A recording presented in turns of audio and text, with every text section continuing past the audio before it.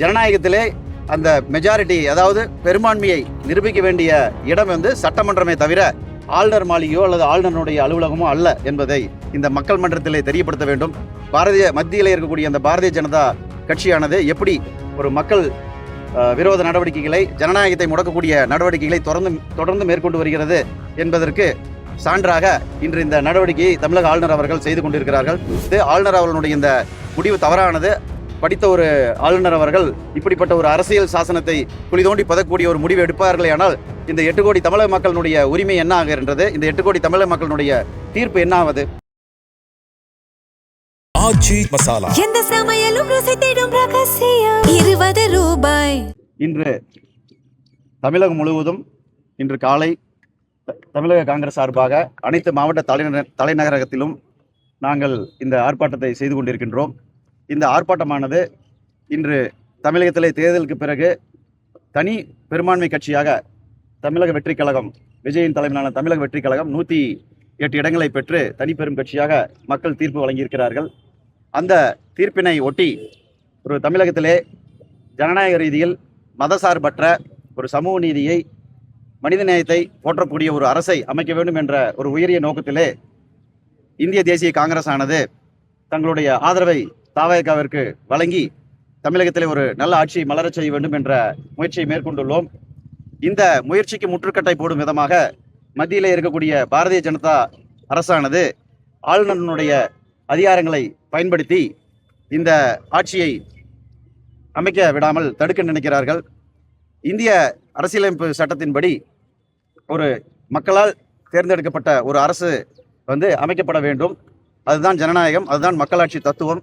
அப்படி இருக்கக்கூடிய இந்த நிலையிலே யாருக்கும் ஒரு பெரும்பான்மை இல்லை என்ற ஒரு சூழ்நிலை வரும் பொழுது தேர்தல் முடிவிலே எந்த கட்சி அதிக பெரும்பான்மை பெற்றிருக்கிறதோ அந்த கட்சிக்கு அந்த முதல் வாய்ப்பினை வழங்க வேண்டும் என்பதே அரசியல் சாஸ்திரத்தினுடைய ஒரு வழிகாட்டுதல்.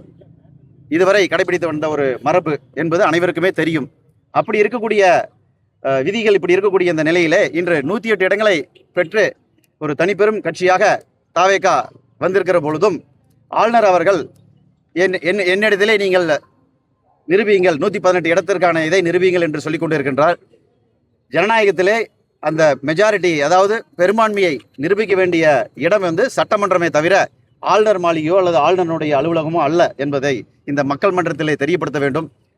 மத்தியில் இருக்கக்கூடிய அந்த பாரதிய ஜனதா கட்சியானது எப்படி ஒரு மக்கள் விரோத நடவடிக்கைகளை, ஜனநாயகத்தை முடக்கக்கூடிய நடவடிக்கைகளை தொடர்ந்து மேற்கொண்டு வருகிறது என்பதற்கு சான்றாக இன்று இந்த நடவடிக்கையை தமிழக ஆளுநர் அவர்கள் செய்து கொண்டிருக்கிறார்கள். இந்த போக்கை கண்டித்து, இந்த மக்கள் விரோத, ஜனநாயக விரோத போக்கை கண்டித்து ஆளுநர் அவர்களுடைய இந்த முடிவு தவறானது. படித்த ஒரு ஆளுநர் அவர்கள் இப்படிப்பட்ட ஒரு அரசியல் சாசனத்தை குழி தோண்டி பதக்கூடிய ஒரு முடிவு எடுப்பார்களே ஆனால் இந்த 8 கோடி தமிழக மக்களுடைய உரிமை என்ன ஆகிறது? இந்த 8 கோடி தமிழக மக்களுடைய தீர்ப்பு என்ன ஆவது? மக்களாட்சியிலே மக்கள் தீர்ப்பு தான் மலர வேண்டும். மக்கள் தீர்ப்பு தான் உயர்ந்தது. ஆளுநருடைய விருப்பமோ அல்லது மத்தியிலே இருக்கக்கூடிய சர்க்காரினுடைய விருப்பமோ அல்ல. அதை கண்டித்து இன்று மக்கள் மன்றத்திலே இந்த அநீதியை, இந்த ஜனநாயகத்தை முடக்கக்கூடிய இந்த ஆளுநரனுடைய நடவடிக்கையை, மதசார்பு சக்திகளுடைய இந்த பின்னணி வேலையை நாங்கள் மக்களிடத்தில் எடுத்து உரைக்கும் விதமாக இன்று தமிழக வெற்றி கழகத்திற்கு அந்த வாய்ப்பை வழங்க வேண்டும். ஆளுநர் அவர்கள் தன்னுடைய முடிவை மறுபரிசீலனை பண்ண வேண்டும் என்று இந்த ஆர்ப்பாட்டத்திலே நாங்கள் முதல்ல இந்த நாமக்கல் மண்ணிலே நிகழ்த்தியிருக்கின்றோம். இன்று அதன் காரணமாக இந்த நாமக்கல் கிழக்கு மாவட்ட காங்கிரசின் சார்பாக இந்த ஆர்ப்பாட்டம் நடத்தி முடித்திருக்கின்றோம். என்ன நினைக்கிறாங்கன்னா, மத்திய அரசு என்ன சொல்லுதோ அதை செய்யணும். அவருக்குன்னு ஒரு தனிப்பட்ட விருப்பு இருக்க வாய்ப்பு இல்லை. மத்தியில் இருக்கக்கூடிய பாரதிய ஜனதா சர்க்கார் என்ன சொல்றாங்களோ அவங்களுடைய உத்தரவுக்கு ஏற்ப அவர் செய்ய போறாரு. அவங்களுடைய நோக்கம் என்ன? ஒரு மத சார்பு ஒரு ஆட்சியை இங்கே கொண்டுட்டு வரணும். அவங்க சொல்றபடி தமிழகத்தில் ஆட்சியை நடத்தக்கூடிய ஒரு சர்க்காரை உருவாக்கணுங்கிறது தான் பாரதிய ஜனதாவுடைய நோக்கம். அதற்கு எதிராக இந்த மக்கள் தீர்ப்பு அமைந்து விட்டது. ஏன்னா பாரதிய ஜனதா பார்த்தீங்கன்னா ஒரு இடத்துல தான் ஜெயிச்சிருக்கு. ஸோ அப்போ மக்கள் தீர்ப்பு வெரி கிளியராக இருக்கு. பாரதிய ஜனதா வேண்டாம், பாரதிய ஜனதனுடைய அந்த ஆணவ போக்கு வேண்டாம். எல்லாம் நாங்கள் ஆல்ரெடி விலை உயர்வால் சுண்ணாம்பாயிட்டு இருக்கிறாங்க மக்கள். கேஸ் விலை, பெட்ரோல் விலை எல்லாம் ஏறி போச்சு. இந்த நாட்டில் வளமாகி கொண்டு இருக்கிறது பெரும் குஜராத்திய முதலாளிகள் தானே, எல்லாம் சாதாரண மக்கள் இல்லை. ஸோ அந்த மக்கள் விரோத மத்திய அரசுக்கு மக்கள் தீர்ப்பு கொடுத்துருக்குறாங்க. பாரதிய ஜனதாவுக்கு தமிழ்நாட்டில் இடம் இல்லை. ஆனால் பாரதிய ஜனதாவால் அதை ஏற்றுக்கொள்ள முடியவில்லை. இருந்தாலும் தங்களுடைய மத்திய அரசினுடைய அதிகாரத்தை பயன்படுத்தி தமிழகத்தில் புறவழியிலே தங்கள் அதிகாரத்தை கொண்ட ஒரு ஆட்சி அமைக்க வேண்டும், எதிர்க்கட்சிகளை முடக்க வேண்டும், மத சார்பற்ற ஜனநாயக சக்திகளுடைய எழுச்சியெல்லாம் முடக்க வேண்டும் என்ற ஒரு நோக்கத்திலே செய்து கொண்டிருக்கிறார்கள்.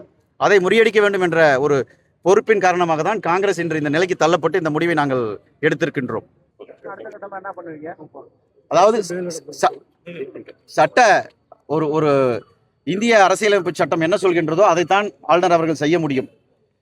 ஆளுநர் அவர்கள் இதை காலம் தாழ்த்தலாம், இந்த நடவடிக்கையை அவர் காலம் தாழ்த்தலாம். ஆனால் தள்ளி போடலாமா ஒழிய அவரால் பர்மனெண்ட்டாக செய்ய முடியாது. அப்படி இருக்கும் பட்சத்தில் இன்னும் ஓரிரு நாட்களில் சட்ட ரீதியான நடவடிக்கைகளை எப்படி மற்ற கர்நாடகாலையோ மகாராஷ்டிராலையோ எப்படியெல்லாம் இடையூறு பண்ணாங்களோ அப்போ எல்லாம் நாங்கள் சட்ட ரீதியாக அன்றைக்கி தான் மறுபடியும் ஆட்சியில் உட்கார்ந்தோம்.